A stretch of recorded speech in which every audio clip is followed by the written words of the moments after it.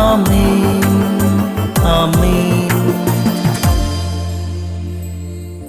യേശുവിന്റെ ഏറ്റവും പ്രിയമുള്ള കുഞ്ഞ്, മലാക്കി 3:15, ഇനിമേൽ അഹങ്കാരികളാണ് ഭാഗ്യവാന്മാരെന്ന് ഞങ്ങൾ കരുതും.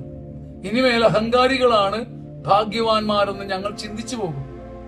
കാരണം ദുഷ്കർമ്മികൾ അഭിവൃദ്ധിപ്പെടുക മാത്രമല്ല, ദൈവത്തെ പരീക്ഷിക്കുമ്പോൾ കിടക്കുന്നവർ രക്ഷപ്പെടുകയും ചെയ്യുന്നു.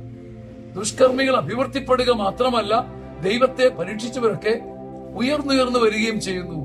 അതുകൊണ്ട് അഹങ്കാരികളാണ് ഭാഗ്യവാന്മാർ എന്ന് ഞങ്ങൾ കരുതും. ഒരു ജനത്തിന് വരാനിടയുള്ള കാഴ്ചപ്പാടിന്റെ ഭാരവും കാഴ്ചപ്പാടിന്റെ കെട്ടുമാണിത്. തിന്മ ചെയ്തവൻ പന പോലെ വളരുന്നത് കണ്ടിട്ട് നമ്മളങ്ങ് ചിന്തിക്കും, കർത്താവിന്റെ കൂടെ നിന്നിട്ട് എന്ത് കാര്യം, നന്മ ചെയ്തിട്ട് എന്ത് കാര്യം, കുറെ നാൾ ക്ഷമിച്ചില്ലേ, കുറെ നാൾ സമാധാനം പറഞ്ഞു നടന്നില്ലേ, എന്ത് നേടി? ദുഷ്കർമ്മികൾ അവർ രക്ഷപ്പെടുന്നു, അവർ അഭിവൃദ്ധിപ്പെടുക മാത്രമല്ല, ദണ്ഡ കിടക്കുന്നു. ദൈവത്തെ നിന്ദിച്ചവൻ രക്ഷപ്പെട്ട് പറന്നു പോകുന്നു.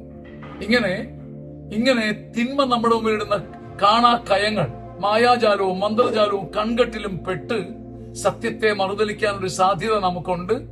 കർത്താവിന്റെ കരുണയിൽ ആശ്രയിച്ച് വചനത്തിന്റെ പൊരുൾ അറിയാൻ നമുക്ക് ഭാഗ്യം കിട്ടട്ടെ. നീതിമാന സമ്മാനമുണ്ട് ദൈവത്തിന്റെ കയ്യിൽ നിന്ന്. ആമേൻ ആമേൻ.